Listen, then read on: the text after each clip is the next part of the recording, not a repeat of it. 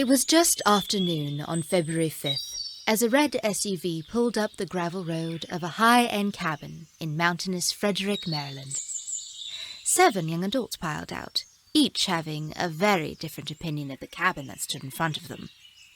Christian Rhodes, who would often refer to himself as, quote, outdoorsy, unquote, commented, "This isn't camping. This is a sleepover. There are too many amenities. I can tell just from looking at this place." LANA-MARGARET Winslow, formerly known as Lana Winslow, but who felt hyphenating her first and middle name was a very Hollywood thing to do, wrinkled her nose. Are you kidding? It looks run down. I feel like Freddie is in there. Nope. Kendall Johnson muttered, trying very hard not to correct her referential mistake as he climbed out of the driver's seat. What did you say? She asked, but he pretended not to hear her. Babe. You meant Jason. Jason stocked cabins.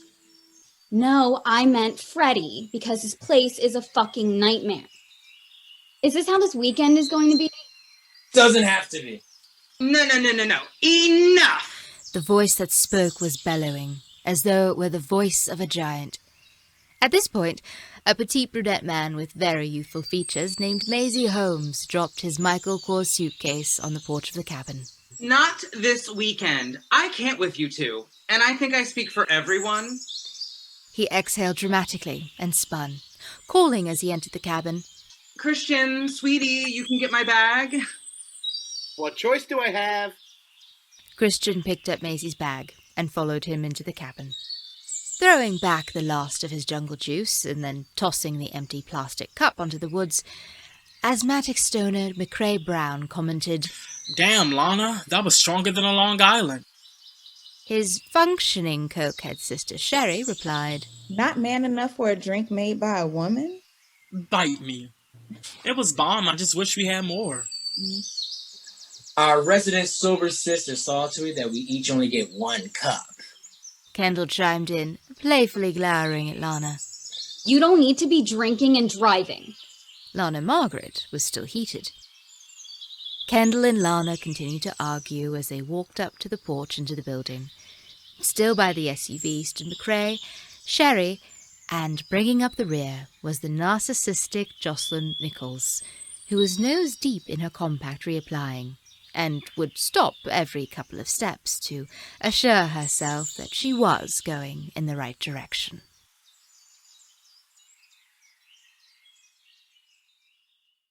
As the 7 of them filed into the tidy and comfortable living room, they each were astonished by how spacious it felt on the inside.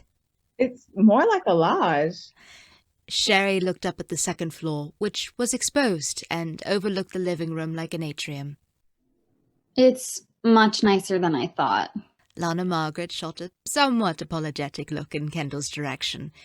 He responded with a vulgar thrust of his tongue, and she huffed. Ugh, perv. McCREA, who had dropped his bags and already bolted upstairs, exclaimed, Everyone can have their own rooms. Some of us will be sharing, Kendall said, pulling Lana in by the waist. She squirmed away. Christian put his arm around MAIZY, whose response was quite the opposite. He nuzzled his head onto Christian's chest and smiled. Well, there's an insane amount of lodging up here. I could probably sleep in a different room every night and none of you would even notice. This place is dope. LANA-MARGARET's phone buzzed, and her face soured as she looked at it. Everything okay? Just my dad being my dad. I intend to take you all real camping. I'm glad you were able to make it. I was bummed when you thought you couldn't come. Yeah, we aren't trained to handle MAIZY, so it's lucky. Christian lifted Maisy's bags, as well as his own. Leave the bags, man. You can get them later.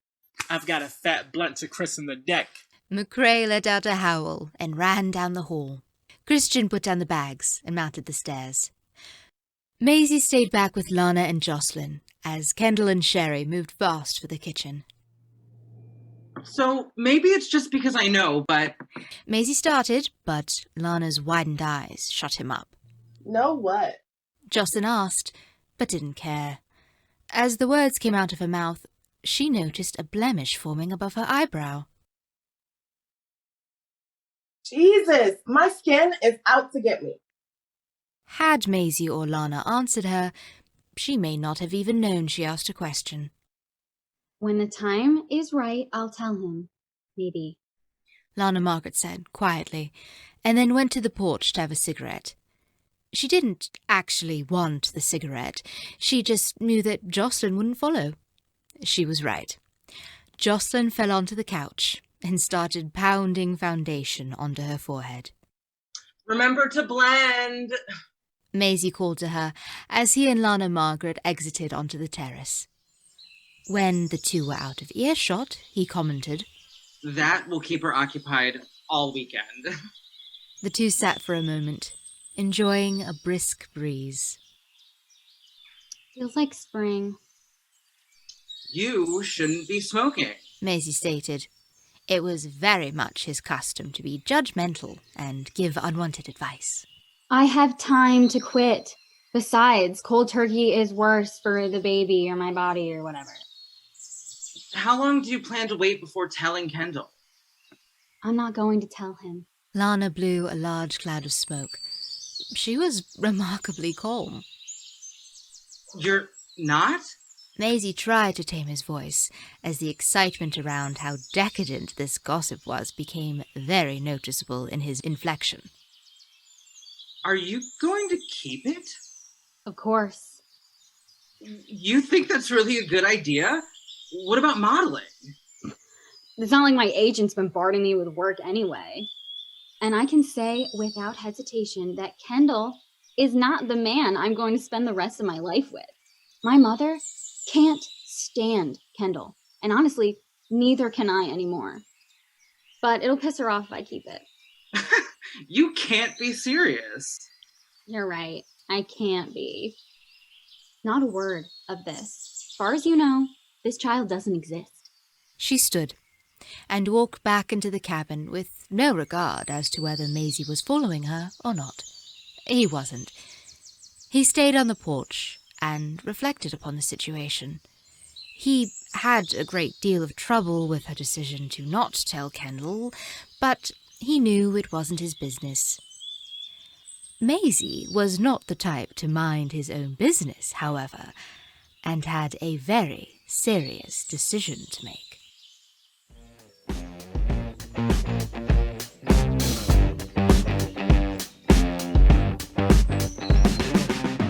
On the second floor, McCREA and Christian had slumped incredibly deep into the deck chairs. This is unbelievable. Heavy. Indica. McCREA forced the words out, and the two returned to a long bout of silence. I'm fucking tired. Yes.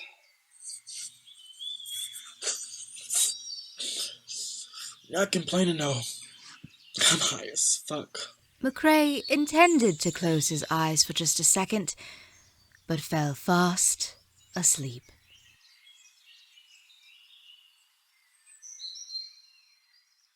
In the kitchen, KENDALL and Sherry were elated. All this food for us? Sherry was standing in front of an open fridge, staring wide-eyed at the abundance of stock. I guess KENDALL flung open the door to a walk-in pantry and gasped. we can spend the winter here. JOCELYN, can we get at this food? JOCELYN looked at him for only a moment before returning to her reflection. I told you my cousin stocked up for us before they left. That's awesome. Shame they couldn't stay an extra couple of days. We could have really partied. We still will.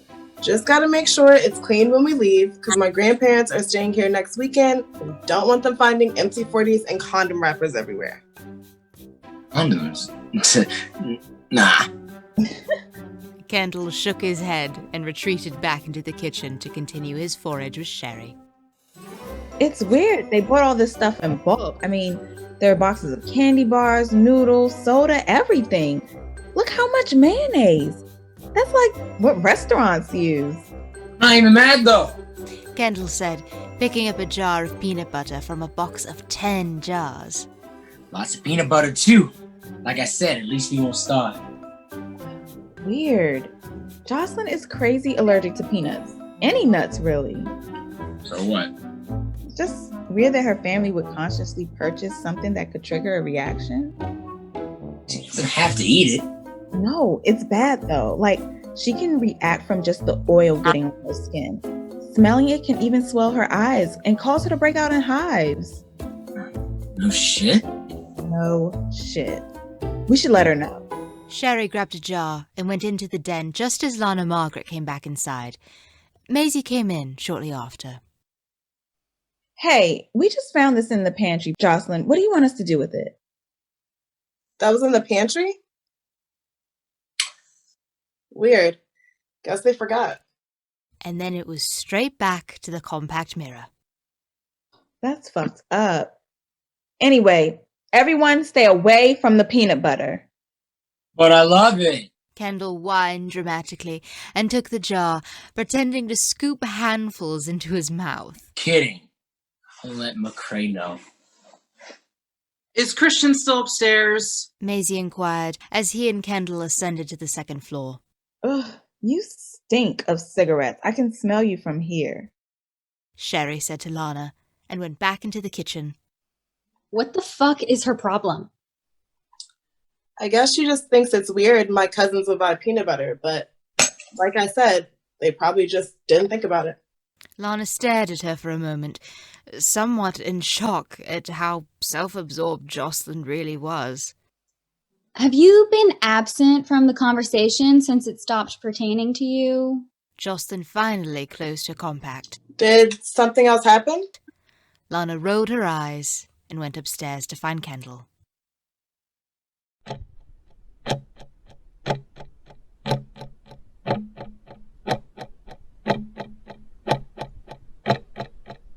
The time was now approaching 6, and everyone had taken an unexpected nap. McCREA and Christian were the first to fall asleep and the last to wake up.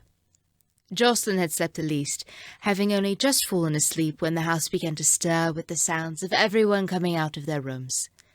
She rubbed her eyes as she stepped into the hall, where Lana, Kendall, and Sherry were yawning and rubbing their arms for warmth. The temperature had dropped drastically in the past several hours. As JOCELYN pulled her fists away from her eyes, she groaned. Fuck! She looked down at the smeared makeup on her hands. Fuck. She went back into her room and shut the door. Sherry had walked towards the sliding glass door leading to the deck, where she saw McCREA still asleep in a chair. A nearby bedroom door opened, and Christian stepped out, his hair disheveled. Wake up, MAIZY. Sherry pulled the sliding glass door open. McCREA, get up. You're gonna get sick. It's freezing. MAIZY isn't in here. He was. He came out and got me, and we went into sleep, but he's not in there now. Maybe he's making dinner. Kendall said as he pulled Lana with him down the stairs. Not a chance. Christian followed. Sherry had called after McCREA again, but he didn't wake up. She stepped onto the deck and shivered. The wind had really picked up, and the temperature seemed to be dropping at a rapid rate. She danced over towards McCREA, never letting her feet settle for too long on the ice-cold deck. McCREA, goddammit, get up and come inside. He finally woke up, looked at her, rolled his head over to rest on his other shoulder, and fell back asleep. Get up, Dick. You sound like Mom.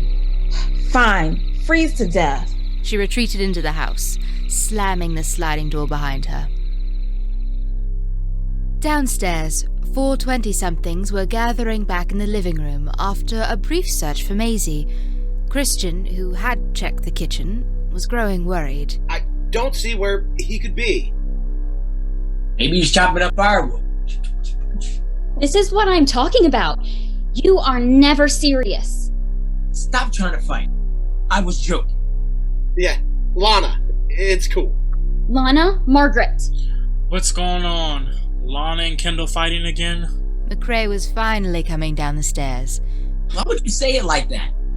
JOCELYN came down shortly after. LANA-fucking-MARGARET. Respect my name. She grabbed his cigarettes off the coffee table and went outside. Just as MAIZY was coming in. He was in running shorts that were surprisingly very flattering on him, and a tight-fitting hoodie. He pulled his earbuds out and gestured. Morning! Where the hell have you been? Went for a run. It's goddamn freezing all of a sudden. He started up the stairs. I'm gonna have a hot bath. Christian, sweetie, will you bring up our bags? Christian obeyed and followed him upstairs. Hey, can we party? Sherry found her suitcase in a bag pile and pulled a small baggie of Coke from a side pocket. Love the way she thinks. Kendall leapt off the couch and met her in the middle. Rump it, baby. 1, not your baby. 2, ask your mother.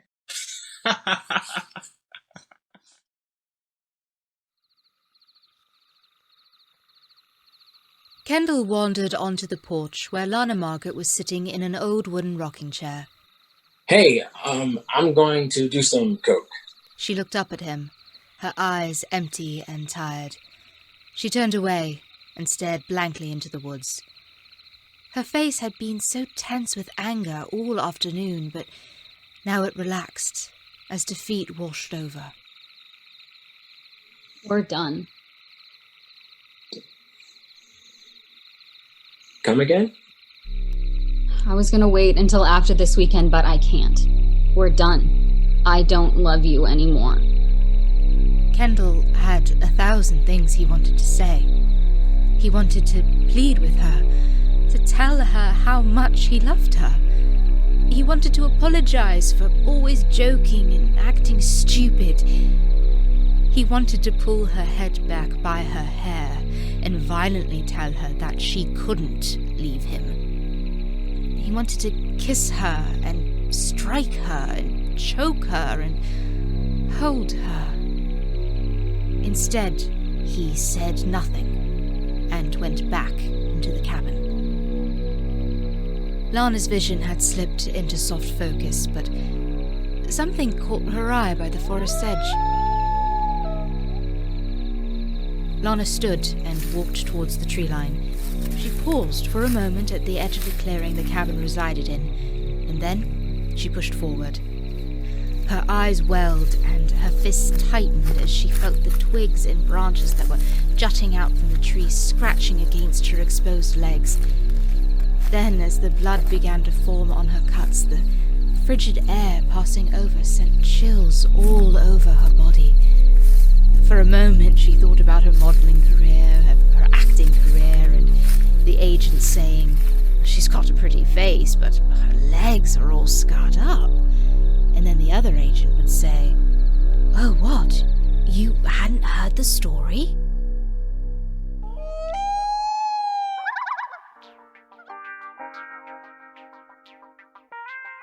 Back in the cabin, Sherry, McCREA, and JOCELYN had started a party.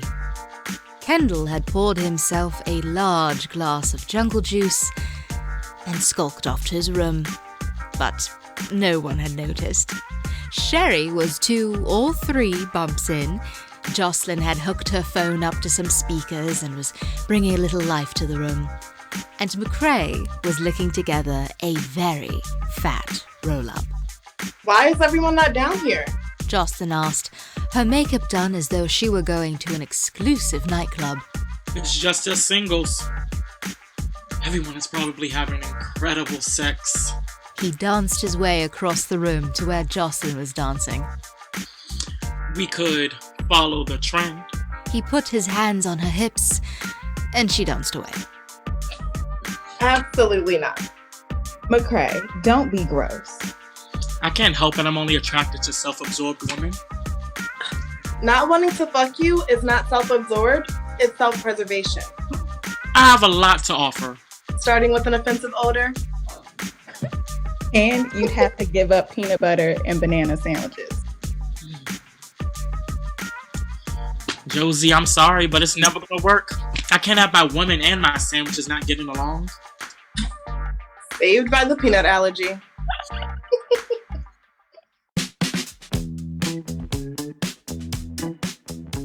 Upstairs, Christian had flung MAIZY onto the bed and pinned down his arms.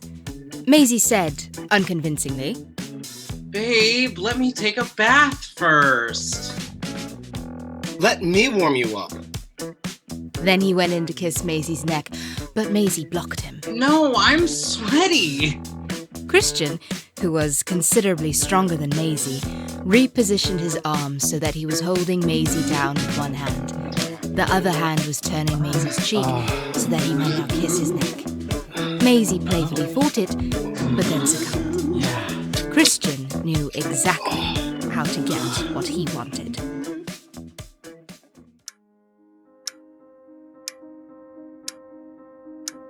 In his room, KENDALL was staring at the door. He kept expecting Lana to come in and sit down. He expected she would put her hand on his hand and then look at him and apologize, and he wouldn't make a joke or say anything dumb. He would receive her apology and then apologize himself. He would pull her close and hold her dearly, now realizing how much he had taken her for granted. She did not come, however. Instead, he fell asleep. As he drifted, his dreams painted the memory of the first time he ever laid eyes on Lana. She had begrudgingly signed up for an improv class to complete her theatre degree. KENDALL was one of the few people in the class who was excited at the idea of improvisation. He excelled at it and needed an outlet for his humour. The professor had paired the two of them for a simple short-form game in which they were assigned a relationship from the class. The first suggestion was newlyweds, and he kicked off the scene with, Sorry, this isn't exactly the honeymoon you expected, but I'm happy just to be here with you, even if it's the city's done. She had turned and looked into his eyes, and in that moment his heartbeat increased. He had honestly never seen such beauty, and her response of, Oh, darling, it's perfect, just like you, had made him swoon. He extended his hand to her in this moment, which she immediately took. He immediately felt a charge when their hands made contact, and the two stood from their chairs. They walked in circles on the stage, pointing at imaginary scenery and commenting, laughing, and he couldn't help but smile when she would squeeze his hand. He knew that was not for the audience. It was for him. Finally, they ended center stage, where she threw her arms around his waist and pulled him in for a tight hug. He wrapped his arms around her and squeezed and finished the scene with, I want to marry you once a year so I can relive this moment. The professor had ample notes, but KENDALL and Lana couldn't help but lock gazes and smile. Something had sparked during the scene, a chemistry, a lust, a strong desire to touch each other at every instance. KENDALL was invigorated by how funny she found him. Even when he wasn't comedically genius, she hung on to every word, and he couldn't wait to introduce her to his closest friends. Within a week, they were an exclusive couple. Within 6 months, the fighting had begun. KENDALL had trusted Lana so implicitly and felt he could truly be an open book with her, but the more he opened up, the colder she became. Eventually, Lana grew jealous of his friendship with Sherry. KENDALL tried to convey to her that there was nothing there, that they were just friends, but Lana was convinced Sherry looked at him a certain way. She had threatened to leave him. She tried to create an ultimatum. It's either me or Sherry. I won't do that. KENDALL stood his ground. She's my best friend, but so are you. You will both learn to coexist. And if I don't? Lana had inquired. KENDALL grew quiet. He knew there was no way to answer that question in a way that wouldn't result in him choosing, so he didn't answer. Instead, he left and came back later with a box of chocolates and a large bouquet of roses. If there was one thing KENDALL had learned about Lana, it was that she was incredibly materialistic. He wondered then if this is what a relationship really was at its core. Learning how to manipulate your partner to keep them from getting angry with you.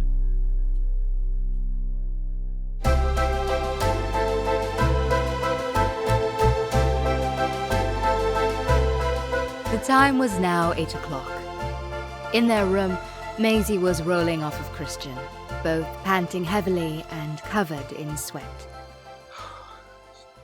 I absolutely need to take my bath now. You should shower. Baths are gross. Nope, I want my bubbles. MAIZY tried to stand, but Christian pulled him back. Stay with me. What is with you not letting me bathe? I just don't see the rush. I hate being sweaty, you know this. But it's sex sweat, and that's fine. This is sex sweat mixed with exercise sweat. Baby, please. I feel so gross. MAIZY squirmed away. Go join the party. I'll be down soon. What if I want to shower? I've been telling you to try showering for years. I don't think tonight's the night you start. MAIZY smiled and went into the bathroom. Christian laid there for a little while longer before standing and putting on his clothes.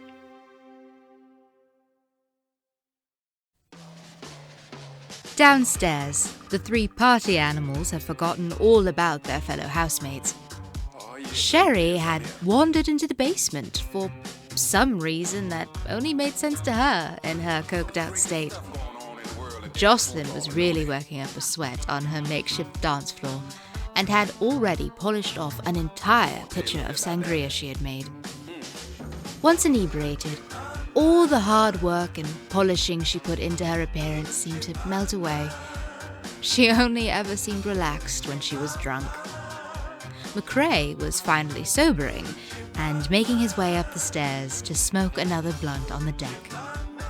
He couldn't be sure if he were more excited to smoke again or to get back into that comfortable chair he had fallen asleep in. As he passed the front door, LANA-MARGARET came in and went towards the kitchen. Want anything to drink? What happened to you? JOCELYN asked, noticing blood on LANA-MARGARET's legs. I fell. It's nothing. Do you want anything to drink? If there's more sangria. Oh, this is my song!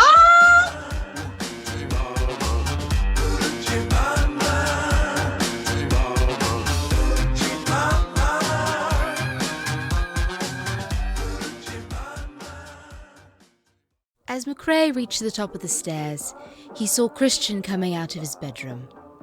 Bruh, blunt? McCREA didn't wait for a response. Christian followed him onto the deck. This is going to be an awesome weekend. McCREA said, sparking the roll-up and choking back smoke. Man, I think I'm gonna ask MAIZY to marry me. Whoa, intense! Are you serious? Yeah, dude.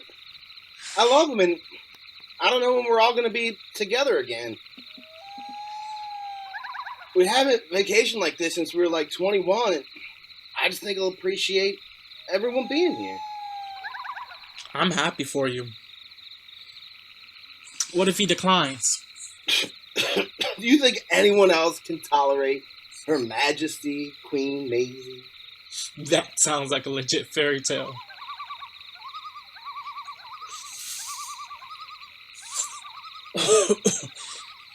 What the fuck kind of name is MAIZY anyway? He's told you the story, hasn't he? No, I've never asked. Oh, his mom is like one of those white women who is like 2% Native American and tries to just own the fuck out of it. MAIZY is a Native American name? No! It's totally racist. But his first name is worse. You know, MAIZY is his middle name. That I do know. What is it? Henry Maisie Holmes or something? Worse! It's Harry! My God. Harry Holmes? Harry Hole. That's terrible. Yeah, his mom is a disaster!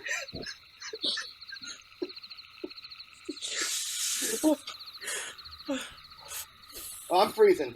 I'm gonna grab a sweater. Christian slid open the door. Can you grab my inhaler out of my bag? It's downstairs. McCREA pulled a large drag off of the blunt. I can feel my lungs getting pissed. No problem. In the basement, Sherry had put on her headphones, examining all the oddities on the dusty metal shelf with her cell phone's flashlight. She noticed boxes of newspaper clippings and old photos, as well as farm tools which seemed to serve no purpose in this mountainous setting. She texted Kendall. I'm in the basement, alone. Isn't this what you're not supposed to do in a cabin in the woods? She noticed the contact photo she had selected of Kendall was from when they were in high school. Growing up, Sherry, Kendall, MAIZY, and her inescapable twin McCREA had all been super close. But the bond she had had with Kendall was unlike any she had ever known. They had all the same interests, and if there was one thing that Sherry appreciated, it was a sense of humour. Frankly, it troubled her how much LANA-MARGARET criticised him for being silly, for making jokes, for being what Sherry thought was his most authentic self. The song that had come on was one Kendall and Sherry used to get high to when they were younger. For the longest time, Sherry had considered it to be their song. She remembered right before prom. She had finally worked up the courage to ask Kendall. Well, she knew she had to be particularly direct when asking him because, of course, he would want to go as friends, and she didn't want that. She wanted him to know that she wanted more, and knew Kendall appreciated a direct woman, a woman who knew what she wanted. She had worked it all out in her mind, like a romantic comedy that she was the protagonist of. She didn't want to dress up fancy or throw on a load of makeup. She didn't want to do her hair or bat her lashes. She wanted to be authentic. She wanted to be how she was when they were together, which was her fullest self, with an understanding of Kendall no one else shared. She knew he saw her, the real her, and so that was how she wanted to appear to him. And she did. She approached him in a horror t-shirt he had complimented several times before, beneath a flannel of his that he had actually left at her house. She wore a pair of ripped jeans that she felt fit her well, but were still comfortable enough to get stoned in. Her hair was pulled up in a messy bun, and the only effort she had made to be sexy was an overpoweringly minty piece of gum in her mouth, in case he decided in the moment to sweep her up against his locker and kiss her passionately. Hey! She recalled the conversation down to the last detail.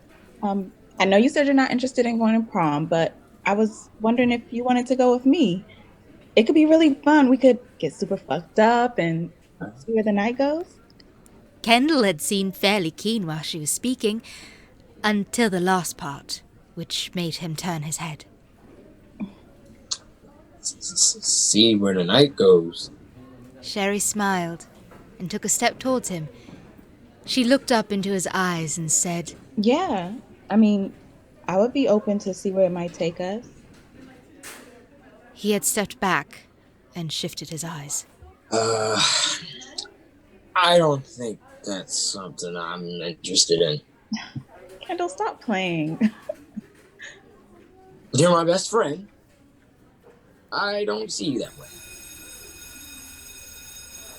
Eons seemed to pass, as Sherry felt her heart sink, as she felt her role change from romantic lead to comedic best friend. In this present moment, Sherry shook her head violently. It had been some time now since she thought of Kendall in that way, or rather, it had been some time now since she allowed it to make her feel bad. Kendall had made his choice, and what a choice. She skipped the song, and luckily the next track was upbeat. She danced for a moment, but forbidden thoughts of Kendall were still present in her mind. She pulled out her baggie of coke and bumped, and then she started to dance again. This would surely prove as a solution. It had always served a solution, though the longevity of its effectiveness had severely decreased over time. As she continued to thrash around and dance, she lost her balance and toppled over, hitting her head on the shelf and knocking her out.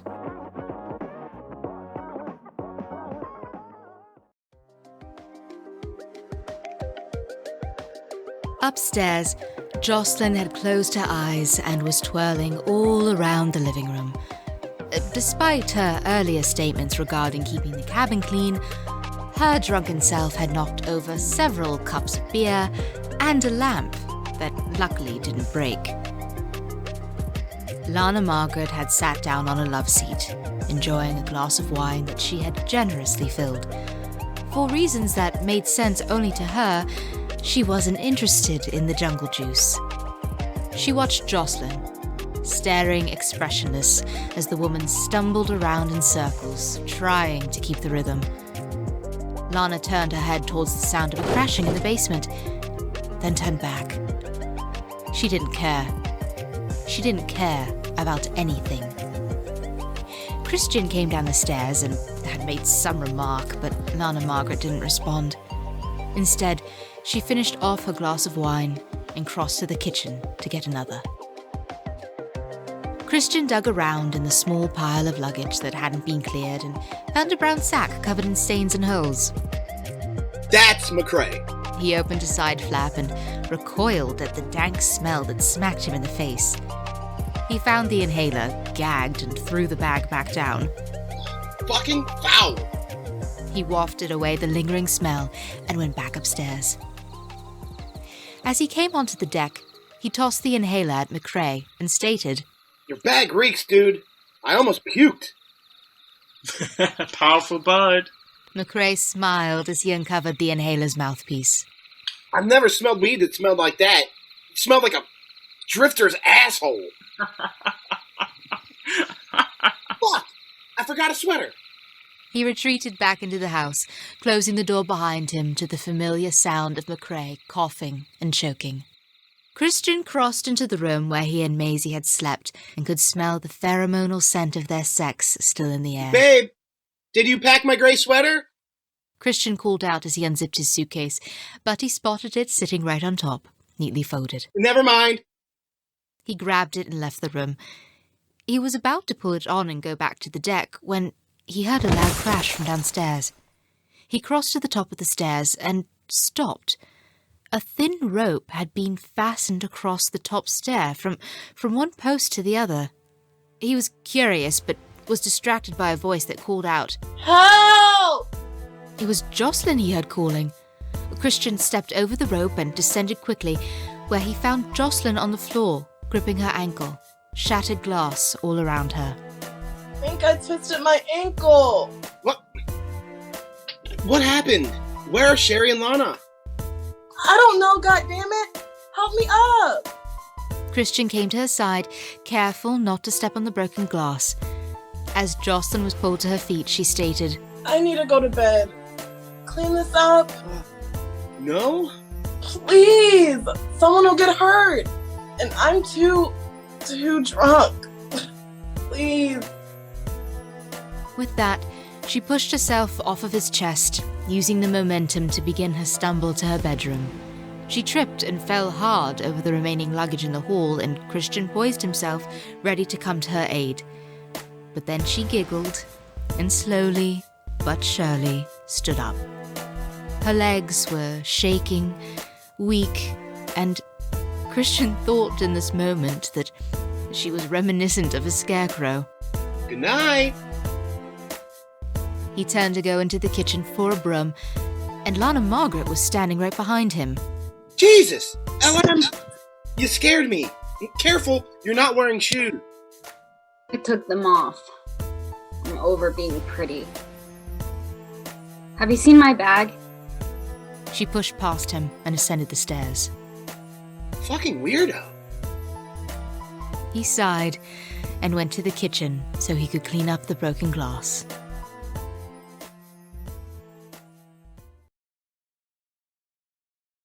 After McCREA had caught the inhaler, he immediately pulled from it. There was usually a feeling of relaxation that came over his chest after he pulled, but this time it was a different sensation. Something tingly and wrong. He began to cough. Over the sound of his choking, he heard Christian closing the door to the deck behind him. McCREA brought the inhaler back to his lips and pulled for a second time, but this time he felt a sharp pain in his lungs and his cough got worse. He could feel his lungs weakening, shriveling. He keeled over and coughed so hard, he ultimately vomited. As he was still in a fit of coughing, he aspirated vomit into his lungs. His eyes were bulging, red, and welling with tears. He knew no other cure for his asthmatic fit than to use his inhaler, and so, for a third time, he brought the inhaler to his lips and pulled. And then the coughing stopped, and he fell over. McCREA Brown lay dead from collapsed lungs.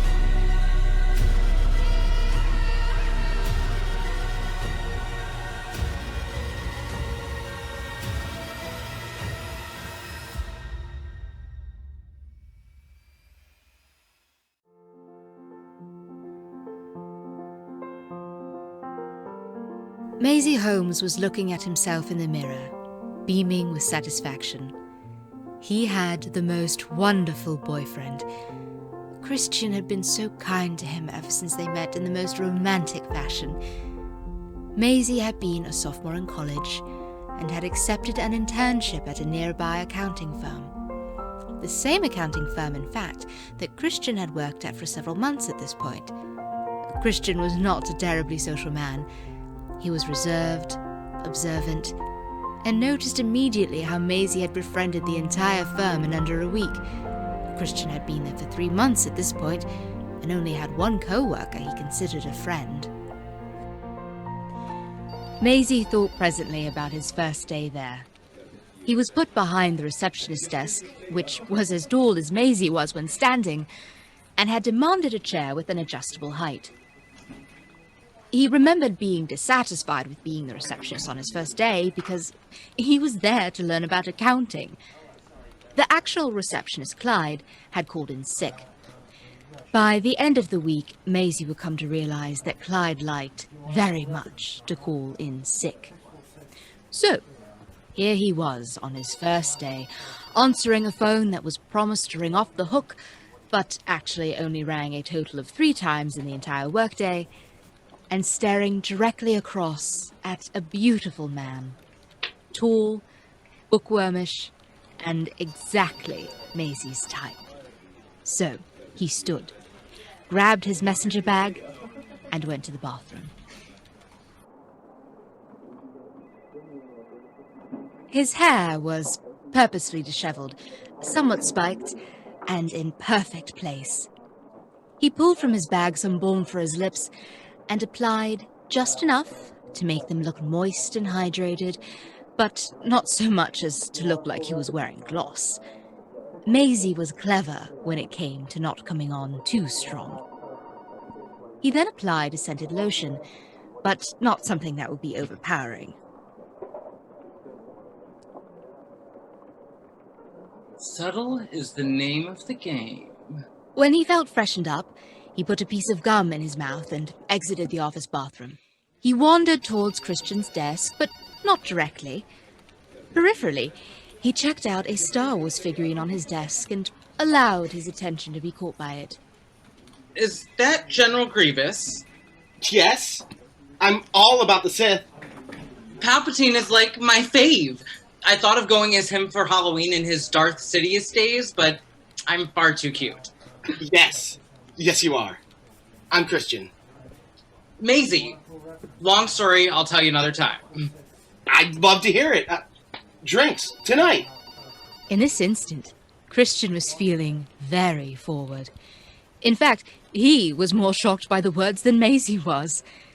MAIZY appreciated a man who was forward. I'll have to check my calendar. Do it. I'm sure you have plans. Probably. MAIZY had to retreat. He was so impressed after this brief encounter and could feel himself growing giddy. So much for subtle. Presently, MAIZY stood naked in front of the mirror of their room and smiled. He could still smell Christian on him. It was, and had been for years now, his favorite smell. It drove him wild and made him crave Christian, and even now he felt charged and ready, like he could have sex again. It had only been several minutes, and he needed Christian. Christian had already come and gone from the room, muttering something about a sweater. MAIZY really did want his bath, so sex would have to wait until before bed. Now, the time had come to make a decision. Which bubble bath to use? One by one, he picked up and pondered the 3 bottles in front of him. Mango Peach was all right, but certainly wasn't his favorite. Grape Acai had a very nice smell, but after a while it made him sick. He pushed them both aside and lifted Honeysuckle. This was his absolute favorite, and he only brought the other 2 because he was running low. That was when he noticed another bottle of Honeysuckle with a little bow around it. He smiled at the thoughtfulness of Christian. With that, MAIZY climbed into the tub and turned on the water. He let it run over his pedicured feet until it got warm, and then placed the stopper. He opened the nearly empty bubble bath and squirted the remainder alongside the outpouring water. He then opened the new bottle and squirted a generous amount in. Immediately, the room filled with the smell of honeysuckle. MAIZY closed his eyes and saw the field of honeysuckle that he smelled.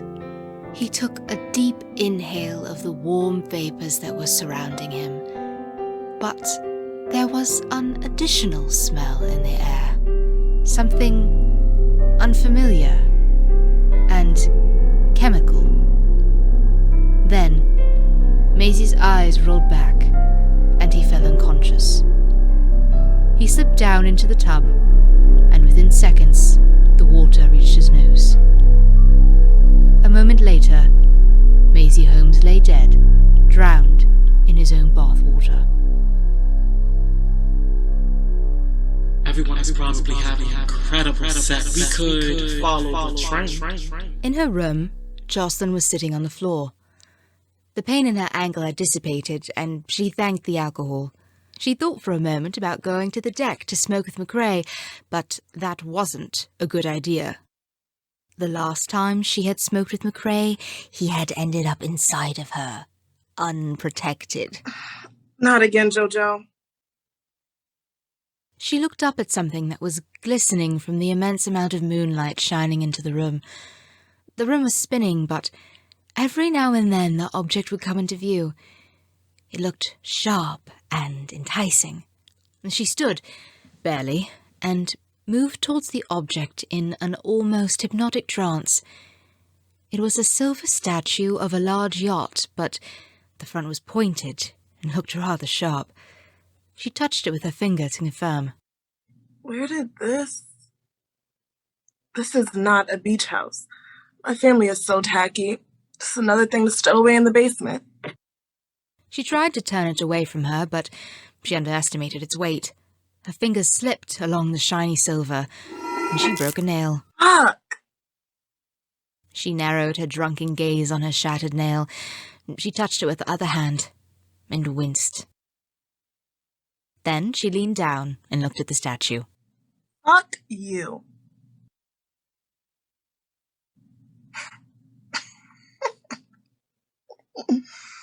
Ah, shit.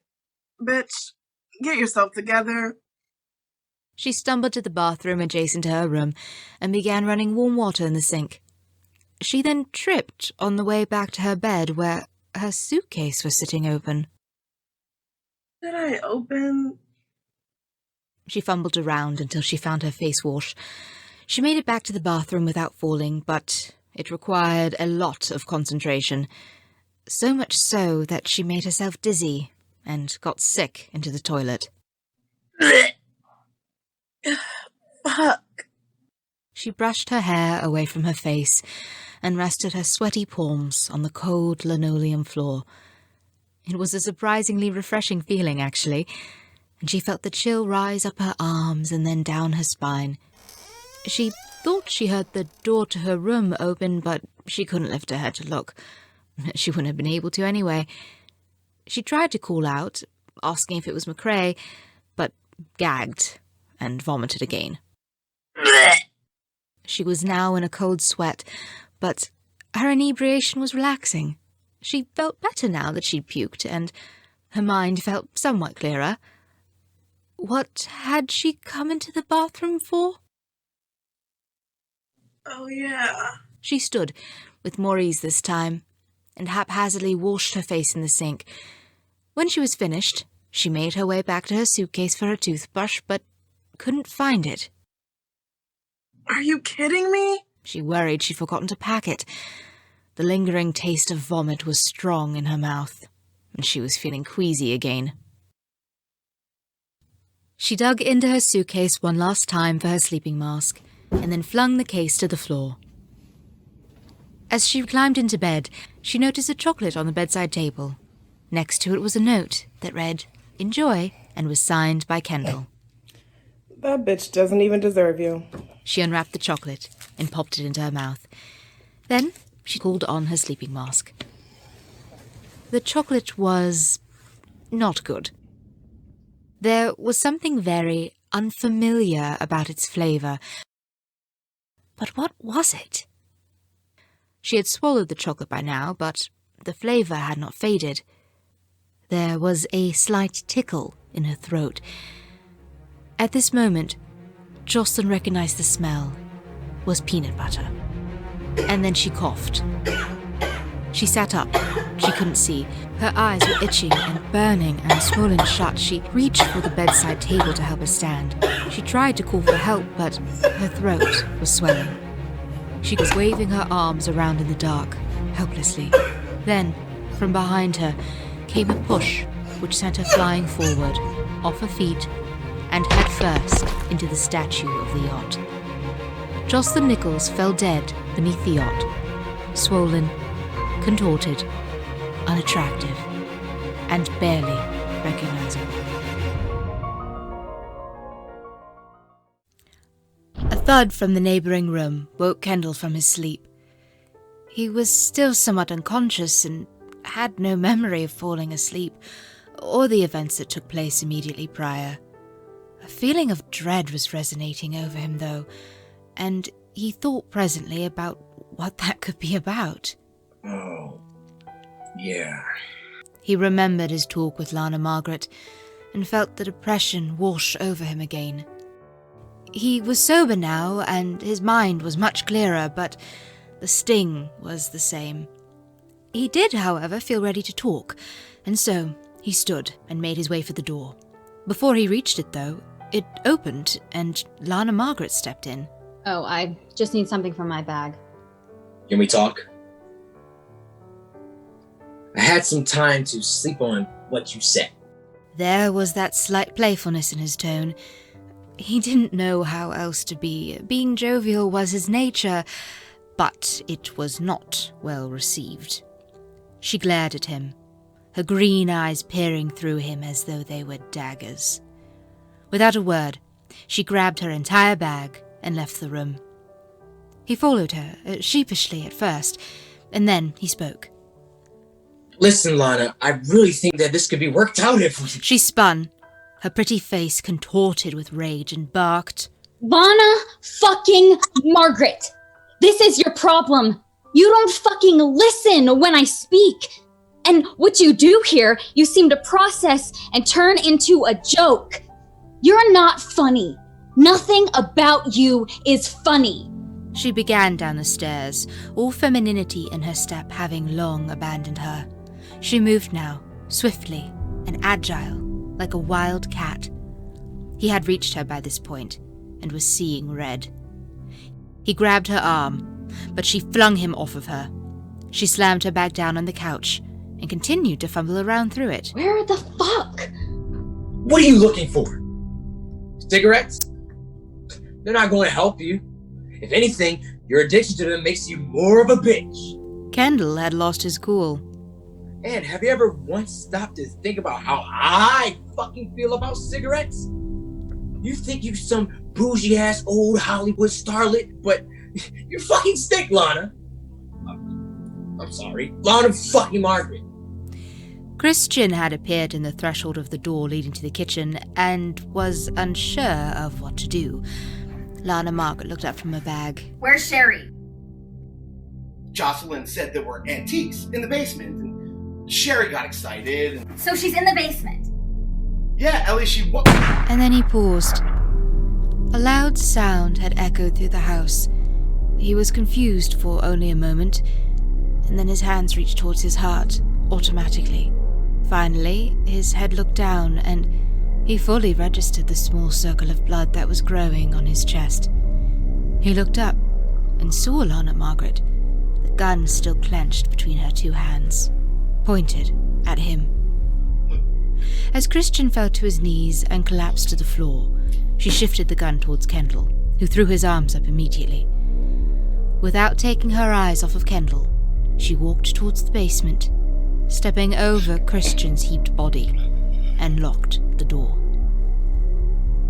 I'll deal with Sherry later. Only had one bullet and it was supposed to be hers. Finally, KENDALL mustered. What? Shut up! She lowered the gun and pulled a handkerchief. She wiped off the handle and set it on the table, grabbed a nearby fire poker, and then she knelt beside Christian and checked his pulse. A slight grin came to her lips, but the full extent of her smile didn't emerge until seconds later, when KENDALL lunged forward and grabbed the gun. He pulled the trigger. The gun clicked, but to no avail. Without missing a beat, LANA-MARGARET swung the poker, hitting KENDALL on the side of the head and sending him to the floor. Like I said, you don't listen! What did I just say about that gun? What did I say? She knelt beside KENDALL and put the poker to his throat. His breathing intensified, and she shushed him as though he were a baby. No worries, baby. I'm not going to kill you. And with that, KENDALL blacked out.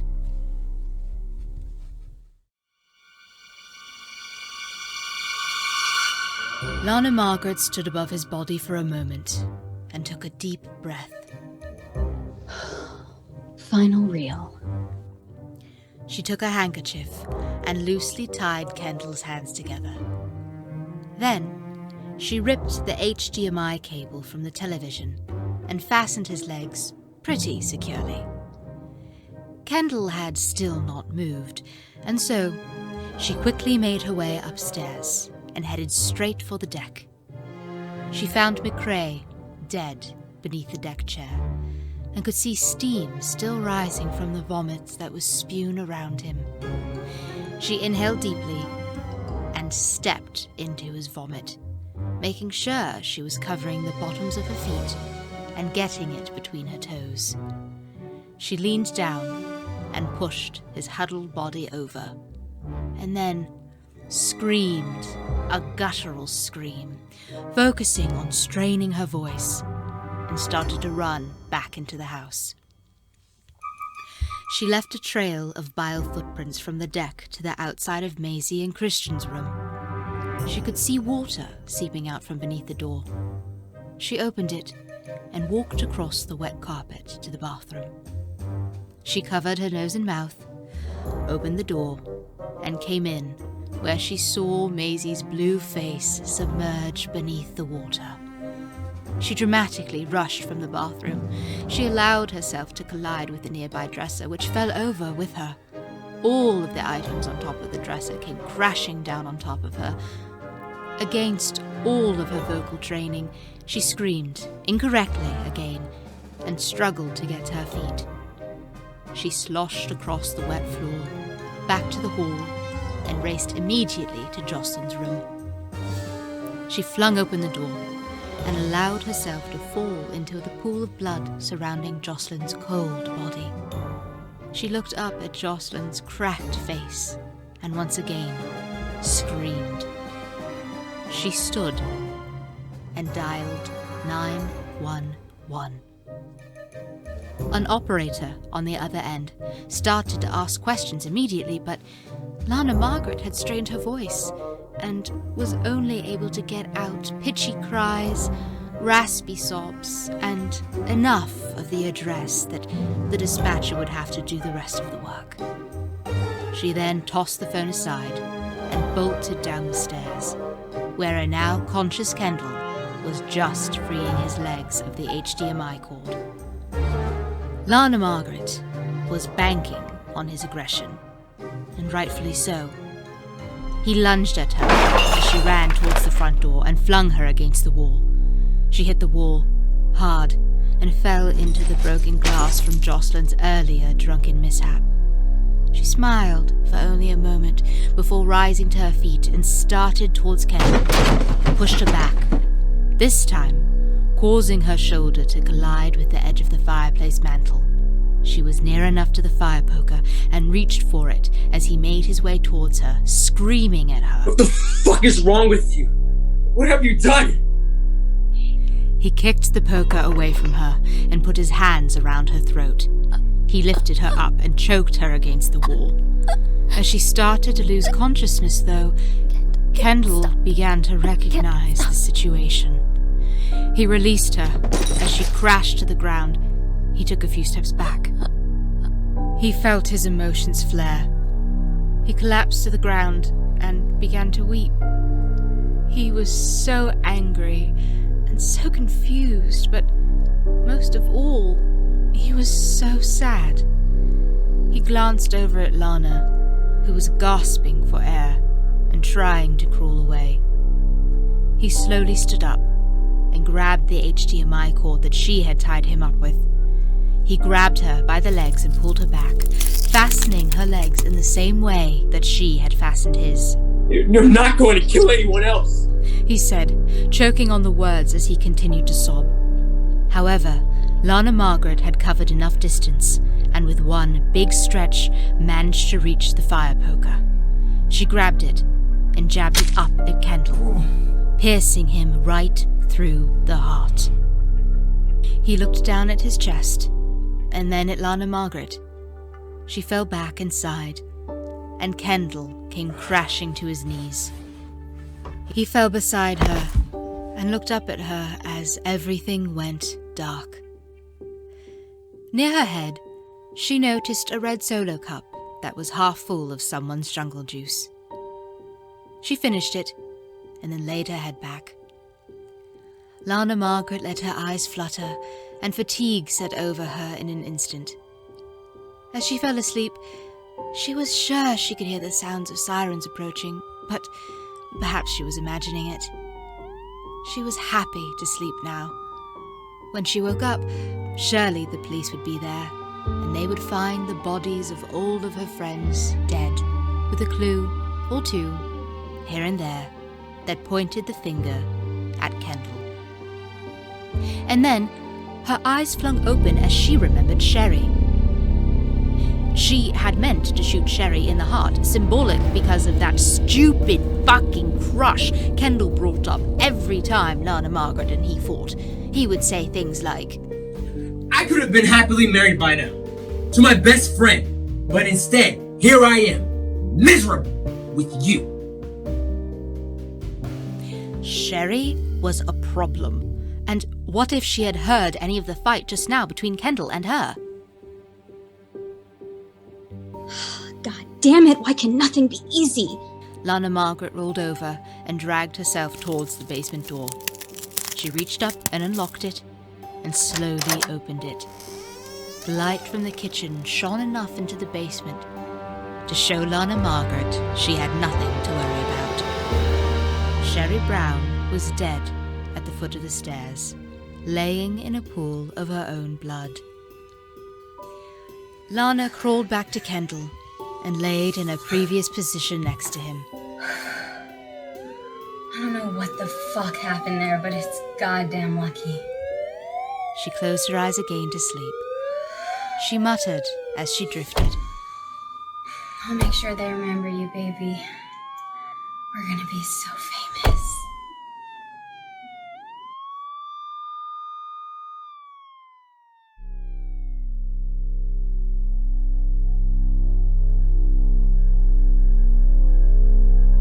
This unspeakable horror in Frederick, Maryland. 6 dead, 1 critically The sole survivor of the Lovers' Quarrel Massacre refuses to speak to media. Allegations against LANA-MARGARET WINSLOW dropped as evidence confirms Kendall Johnson to be the Scandal murderer. behind murders in Frederick intensifies tonight at 11. Calling her America's sweetheart. Twitter calls her dead. LANA-MARGARET WINSLOW to speak with up-and-coming media star ALLISTER BRYCE-MONTGOMERY.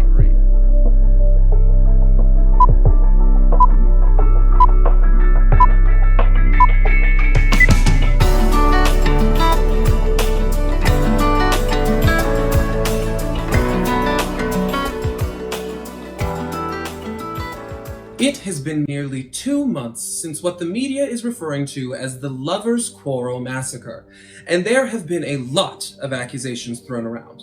But as the investigation comes to a close, the only survivor, Miss LANA-MARGARET WINSLOW, has agreed to share with us her first-hand account. We are here in the home of Miss Winslow, who is still suffering from injuries she received during what I can only imagine was nothing short of a nightmare. It was the most horrible thing I've ever experienced. Why tell us? Why relive it? I want to lay it to rest in one place. This is the only interview I'm willing to do. The police have spent months bombarding me with questions and Twitter accusing me of being responsible. But thankfully the jury saw through that horrible lie. I just want it to be over. But most of all, I want to share with the public what really happened. And maybe there can be some closure and I can get on with my life. Back to a career in modeling, I imagine. With these scars, I doubt it. I think those days are over. But I did just move here from Baltimore and I got cast as a lead in an off-Broadway show. So I'm hopeful about that. It's a drama, naturally. I need somewhere to channel the trauma of this experience. I'm thrilled you chose me to receive your story. Why don't you start from the beginning? The beginning starts with me finding McCREA. He was out on the deck getting high and I went to talk to him. I saw that he was hunched over and it was dark, so I walked towards him and I stepped in his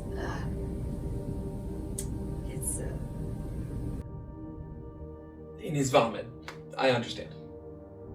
I was so scared, I shook him to see if he was okay, and when he fell back, I knew he was dead.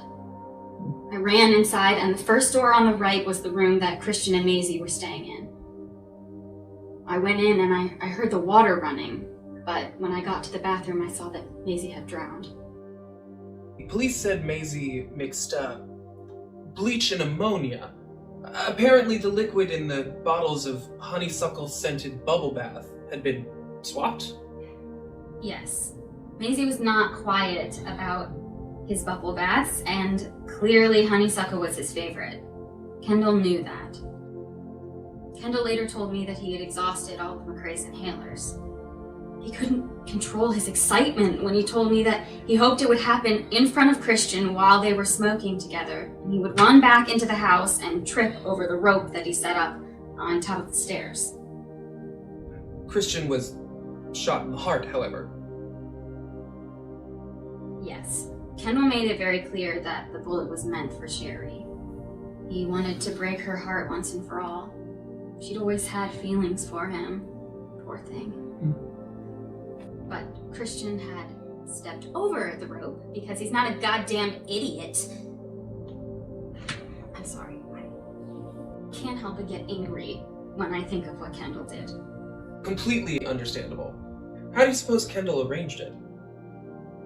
On the drive up, he gave us all jungle juice, and it must have been drugged because we fell asleep shortly after arriving. He even drank some himself, to avoid suspicion, I guess. What a monster. I would like to take a step back a little and talk about what happened when you found MAIZY.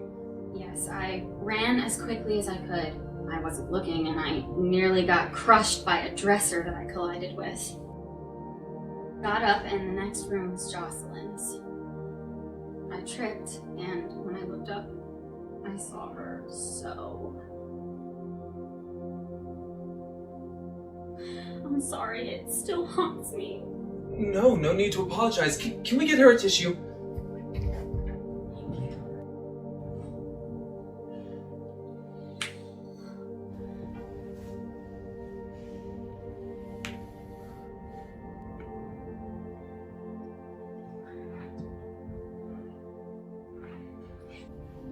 Called the police. But then I heard Kendall calling for me, and I know it sounds dumb, but he felt like the safest thing, so I ran to him. But when I got to him, he grabbed me and threw me against the wall. He held me there and told me everything horrible that he'd done. And the next thing I know, he's choking me. And it's all kind of fuzzy after that. I must have stabbed him. While he was tying me up, the police said that my fingerprints were on the fire poker and his were on the gun. I don't really remember much after the choking. Your survival instincts kicked in. You did what you had to do. What happened with Miss Brown? I honestly don't know. All I know is that he intended for Christian to fall down the stairs and to shoot Sherry. But when he killed her or why he didn't shoot her, I don't know. I can only imagine how frustrated he must have felt about that, though. After all, he made it very clear that shooting Sherry was what this was all about. It was the big moment, the grand fucking finale! You know, it's been agonizing, trying to remember all the things he said to me and to piece the evening together. But I'm sorry, that's about all I have to offer. I do have one more thing. It recently came to light that you were pregnant during all of this. That's true.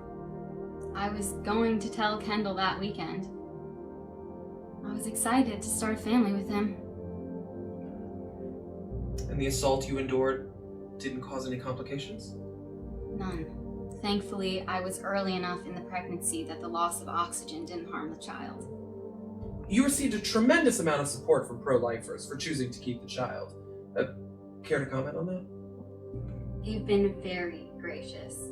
The show I was just cast in actually deals with the controversy surrounding abortion.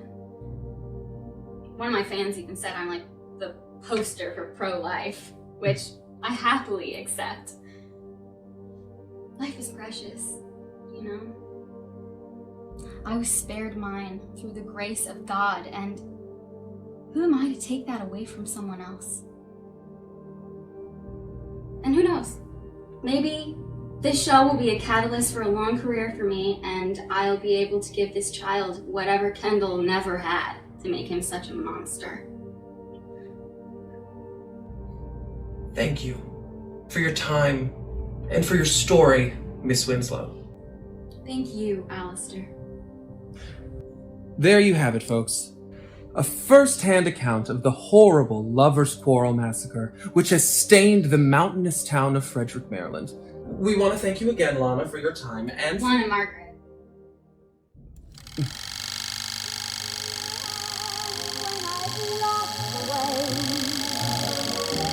Give me a shoulder to cry on,